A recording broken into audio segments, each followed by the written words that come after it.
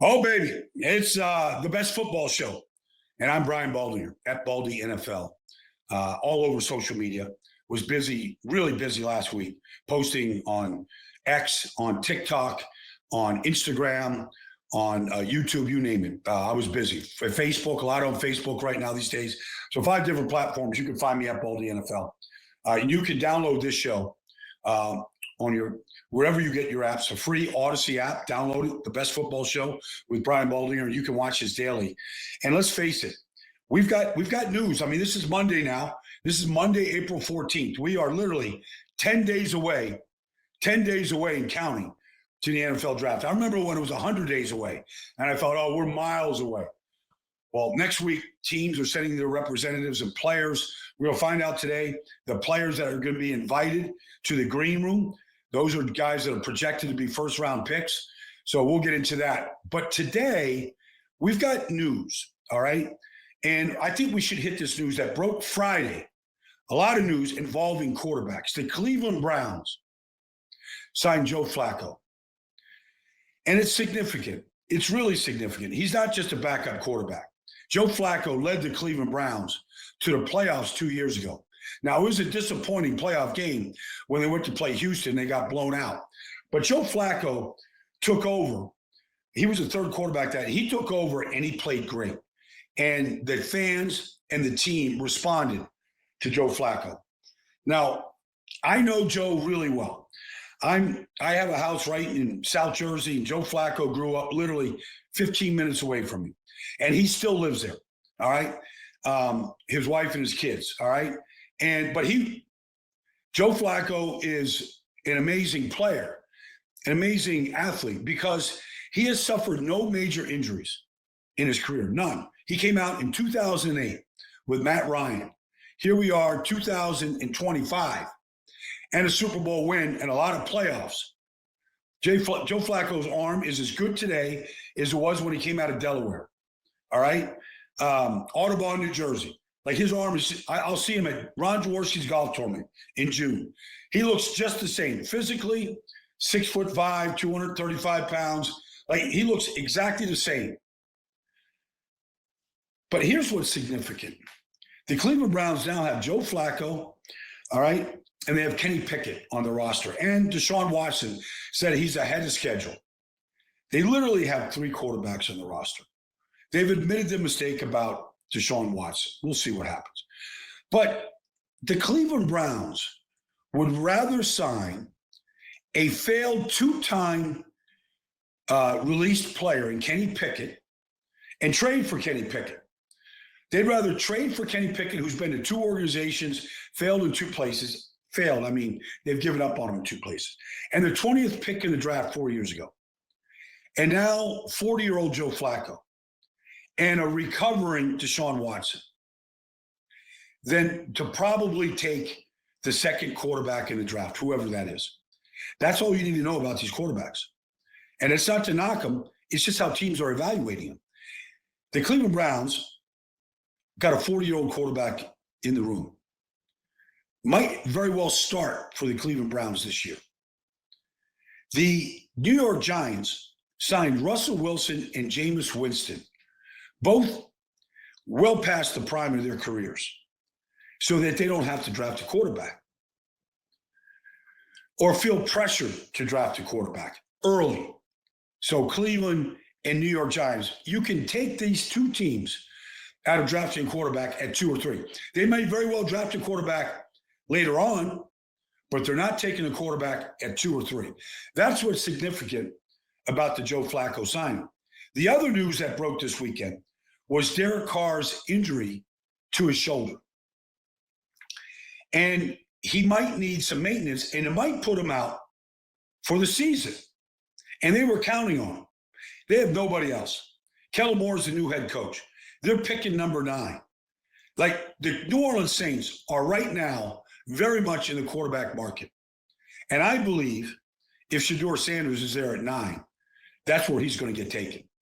And you get the luxury of a rookie coach coming into a franchise that has gotten old that is in salary cap hell that needs to be rebuilt. Well, it sounds like that's what Shedeur is good at.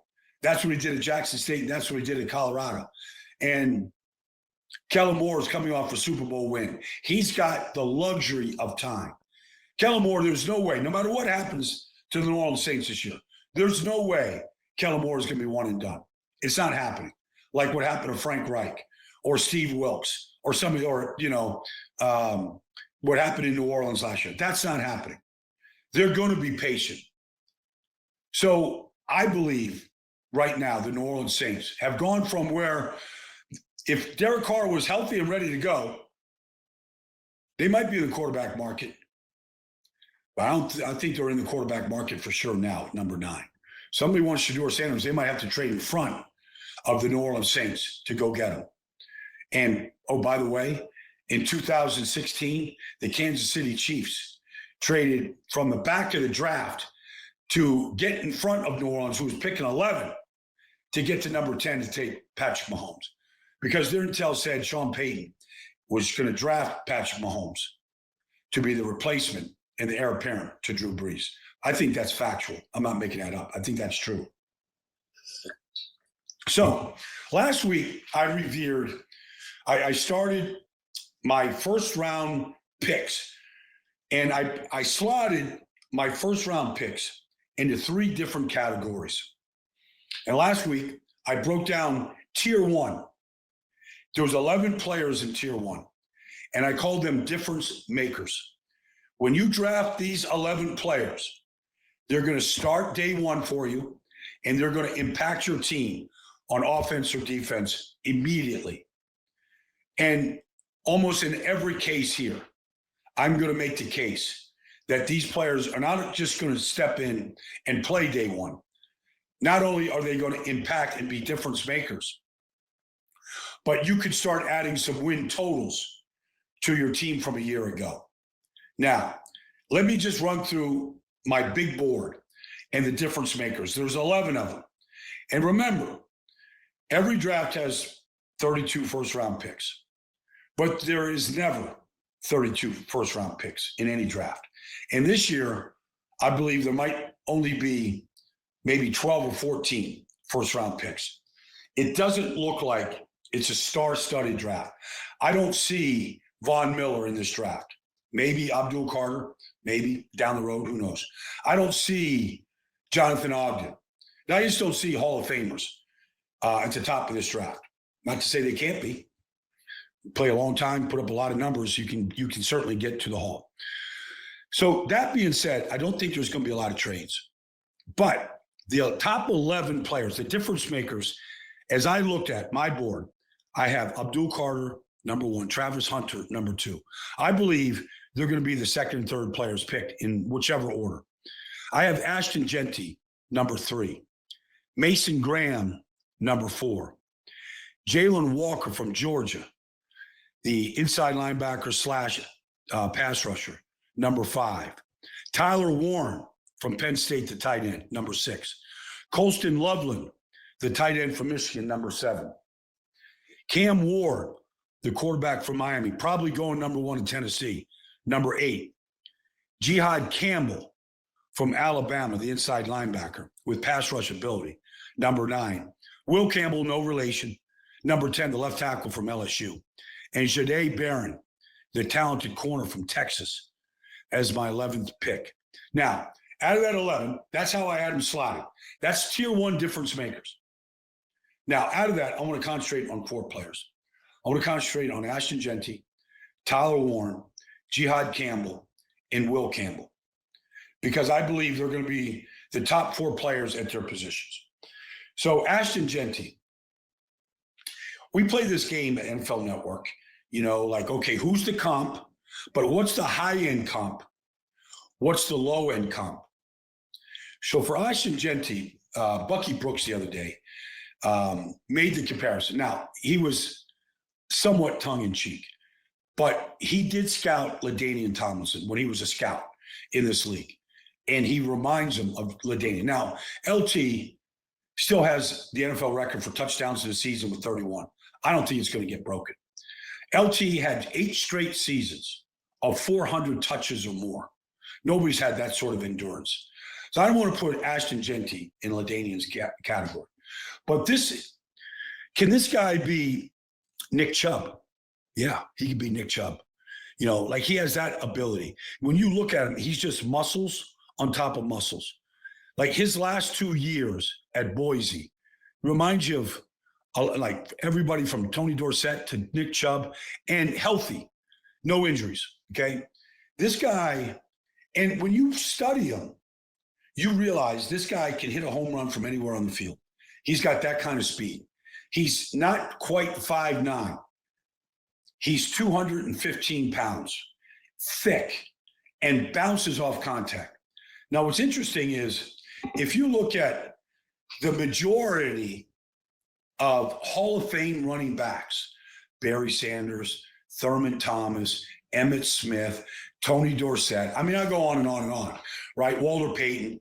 You look at the majority of Hall of Fame running backs, they generally are between 5'8" and 5'10". They're compact with breakaway speed, and they bounce off contact. They're contact runners. They run through it, all right? They don't go down on contact. And Ashton Jeanty fits into that mold. And what's interesting is when you study him, he's so much fun to study. Like, if you go back and you watch highlights right now of Gale Sayers, like he's fun to watch. His style is fun to watch. You watch, I played with Eric Dickerson. He's the outlier. And I played with Tony Dorsett. Like I blocked for both those guys. And for a while, I blocked, for Thurman Thomas in Buffalo. So I've been around great running backs. This guy, there's something about great running backs. They step into the huddle and they give everybody confidence.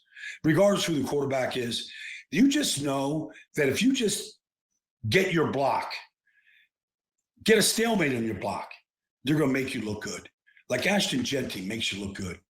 He's fun to study. Like this guy, the way he's built, like he's just built for contact. Now he also has the ability to avoid it, make people miss, and then take it to the house. All right, the next guy I want to talk about is Tyler Warren. Now, he had a breakout year, third year at Penn State. He catches 104 passes. The offense changed.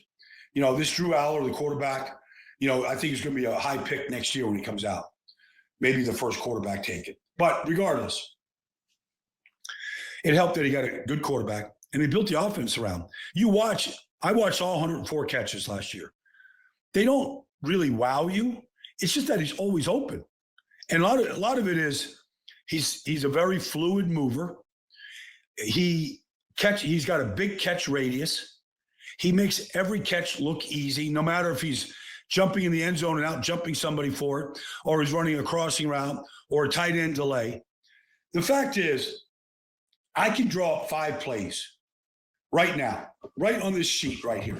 I can draw up 5 plays here to get the tight end of the ball. I don't care what down and distance it is. Tight end screens, tight end delays, seam routes, Y sticks, stick routes that they run in Kansas City to get Travis Kelce the ball. I can run shallow crosses. I mean, it's so easy to get to tight end of the ball. And what's easier is if you're 6'6" and you're 260 pounds, 265 pounds, like Tyler Warren. Like, there's no way Tyler Warren gets past the New York Jets at number 7. No way. Now, could Jacksonville take him at 5? Yeah. He could go that early at 5. It's real possible. Like, there's just, and, he wears number 44 at Penn State because his dad was a big John Riggins fan. He grew up in Virginia, grew up a Redskin fan. Like, there's a toughness to him that reminds you of Riggins and what he was like to tackle. Like, I think this guy doesn't go down easy. The comparison because of his size is Gronkowski. I don't think that's fair. Gronkowski was just such a beast, and he was such a great blocker. Maybe as good a blocking tight end as I've ever seen. Tyler Warren's a good blocker, but he wasn't asked to do stuff that Gronkowski did. Gronkowski was blocking Pro Bowl defensive ends one-on-one. But I think this guy could be really good at it. So that's Tyler Warren. Next thing I'm going to talk about is Jihaad Campbell. I'll never forget, first time I saw Jihaad Campbell from Alabama, the inside linebacker / pass rusher. But he's the first inside linebacker off the board. Sideline, like, is he Roquan Smith? He's bigger than Roquan. He's 6'3". He's 250 pounds. And that first time I saw him was at the Combine in Indianapolis. And the linebackers worked out Friday night. Now, a lot of people had kind of left. It's a long day there. I watched Jihaad Campbell for 30 minutes just warm up, like working on his start because he's running a 40 that night, working on some drills, catching the ball. Like, I just watched the guy go to work. Man, just focused and like so fluid and smooth. Jihaad Campbell, like, you got to look at his size. This isn't a pumped up inside linebacker or pumped up safety like some of these guys. This is a true off the ball inside linebackers with instincts, all right, that knows how to find the football. And look, there's been a lot of good linebackers that can run fast. They're not instinctual. They don't read patterns the way linebackers got to read patterns. I've been watching Luke Kuechly recently on one of these podcasts and Busting with the Boys, and he's talking about a lot of the plays that he made and why he saw it, how he saw it. And I'm not saying he's Luke Kuechly, because I don't know if he studies the game like that, but he's got instincts with size and speed. You know, he's bigger than Luke Kuechly and faster than Luke Kuechly. I don't know if he has the instincts that Luke has. We'll find out. Or Patrick Willis, who had those same instincts coming out of Tennessee and similar type size. This is a big, strong, fast inside linebacker. And if you want to put him outside and run him off the edge, you can do that because he's got real pass rush ability. He can bend. I think he's got some moves. If you want to play him on third downs off the edge, I think he's got to develop a little bit more, but still he can win. And then the last guy I want to talk about here is Will Campbell. From day one, when I started studying these tackles, he was my favorite tackle. You got to think, this kid came out of Monroe, Louisiana, dreaming of playing for the LSU Tigers. That's all he wanted to do, play for the Tigers. He bled, purple and yellow, like he was a Tiger. So he's recruited, heavily recruited. He goes to LSU, 18-year-old freshman. He starts day one. He starts every game since being an 18-year-old freshman in that conference, going up against Will Anderson as an 18-year-old freshman and playing great. Going up as a sophomore, going up against Jared Verse, playing just fine. I mean, those guys are the last two reigning defensive players of the year. So when you're studying these stuff, the first games you go to is, well, let's watch Will Campbell when he lined up against Will Anderson. Did he get help? Did he need help? Did he get beat? How did he handle him? Was his arm length an issue? Will Anderson's a great player. Has been for Houston 2 years in a row. Jared Verse is a beast. And we knew he was going to be a beast. He was the Rams' first round pick in 8 years last year. And he's the reigning defensive rookie of the year. He was fine against Jared Verse. I think he gave up one pressure against him. And all he's done is getting better and better. He's almost 6'6". He's 315, 320 pounds. He's got an attitude, like the type of attitude you want on your offensive line. Like they're only the Patriots picking for. Like you can make a case that they need playmakers, they need defensive stars. All that is true. They have not, when Tom Brady was rolling, they had Matt Light, who had short arms, had a great career, won Super Bowls. They had Nate Solder. Like they've had some great left tackles, athletic left tackles. I don't know that they can pass up right now Will Campbell. I just don't think they can do it. If you look at Mike Vrabel, when he was, the number one seed at Tennessee, like they ran the ball with Derrick Henry. They had a great offensive. Taylor Lewan, first round pick out of Michigan, was their left tackle. They put a great offensive line together. And that's what Mike Vrabel's got to do. And sometimes you got to get the chess piece, the big piece. Like, I think Will Campbell makes the left guard better. He makes Drake May better. He makes the tight end next to him better. Like, this guy can play. He wins with his feet. He's got excellent feet. And there's just something about kids that come out of high school, go into major conferences, Big Ten, SEC, and they start right away. And not just start, but they dominate. Week in, week out, consistency, injury-free. That's what Will Campbell is. I don't believe he can get past the New England Patriots at the number 4 pick. So that's my first tier 1 players, difference makers. All 11 of these players, I believe, are going to be day 1 starters and have a chance to be Pro Bowl players in their first year. And that's been the Best Football Show. I'm Brian Baldinger. I look forward to talking to you tomorrow and leading up to the April 24th draft in Titletown, USA, Green Bay, Wisconsin. Look forward to talking to everybody tomorrow. See you.